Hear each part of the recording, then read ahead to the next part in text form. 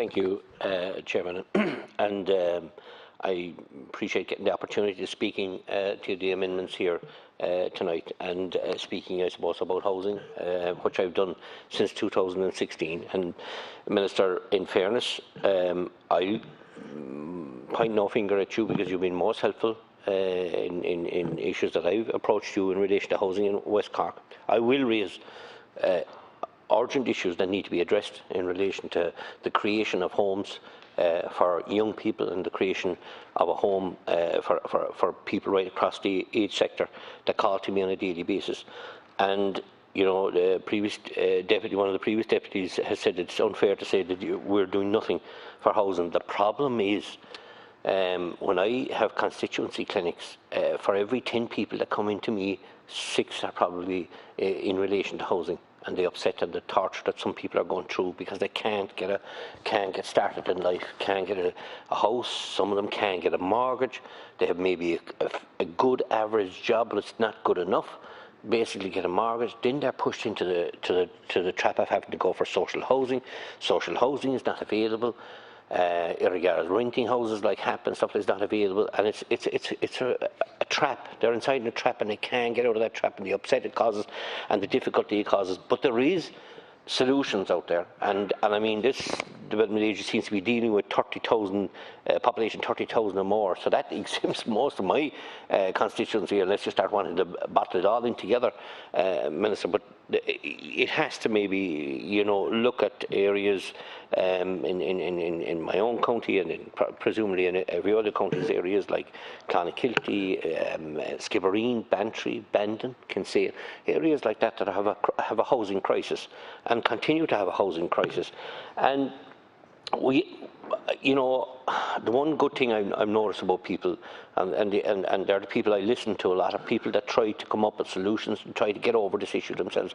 And how many young people in particular come to me looking to see could I help them get planning. Some have already applied, thought it was a fair system and that they'd get a fair answer, but they're always coming up against a stumbling block. More come to me before they apply for planning. The stumbling blocks that are put before the Minister is terribly unfair, and we're pushing people down one road. And the one road we're pushing them into is social housing, social housing.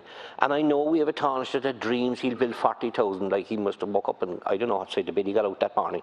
But sure, RTE gave him as much coverage as he wanted for 2 days to talk about 40,000 homes. When he was in office, he could build, I know how many, only a few thousand. So like all of a sudden, he's dreaming he can build 40. I don't know, maybe he has them in the back of the car, he can open them up. Maybe they're built with tie bricks, but they're not. In reality, that's not going to happen. And he has to be honest, and he shouldn't be putting in a false belief out there that we're going to get 40,000 homes. And the problem, the trap this country has got itself into, it's going to have to keep building and building and building, and it's dreaming it's going to keep building in cities, and the skyscrapers going to be built, and people are going to be living in apartments. A terrible, terrible, difficult life to live as in an apartment, I can assure you, looking at some of them here around the cities. And the solution for a lot of this can be in rural Ireland, and it's not been looked at, and there's a fear to God out there in case we build a rural community, in case we would give a community a start off. We had, in county development plans a number of years ago, they had village nucleus.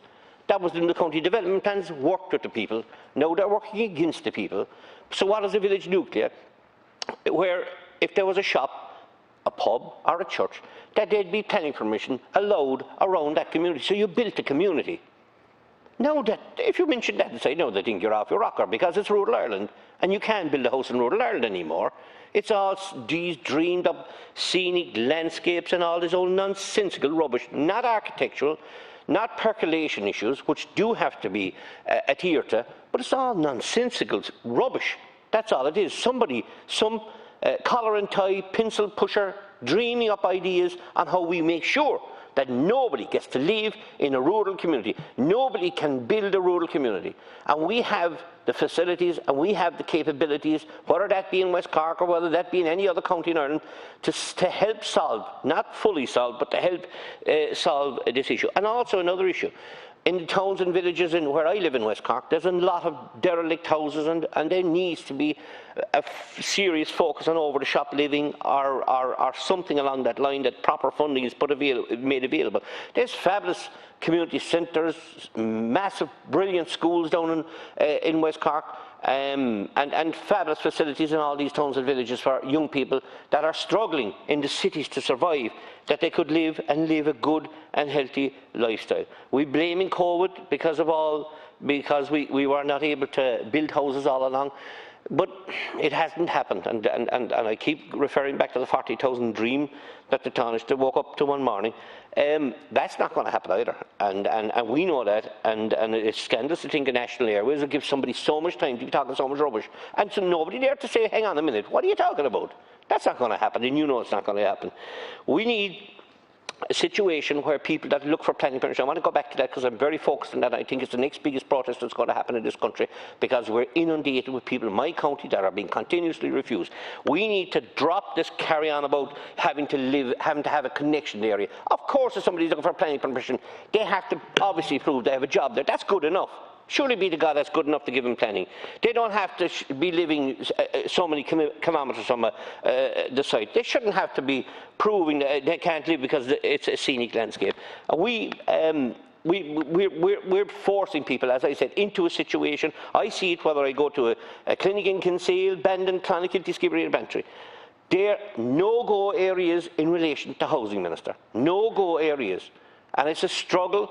And it's both mentally and physically for people who are literally, and I've had in my office, I'm sure all the TDs do, people crying their eyes out saying, why can't you get me a house?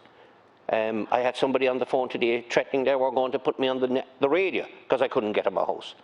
I said, look, what can I do? I don't have them in the boot of the car at all. The Taoiseach must have plenty of them, but I don't. And what I'm saying is, Minister, would you work with the rural communities to create a solution, regardless if it's in this document or another document, going forward in relation to planning permission and in relation in rural living in towns and villages. There is a solution there. It's not the magic one, and it's not going to cure all, but it certainly is well worth exploring. Thank you.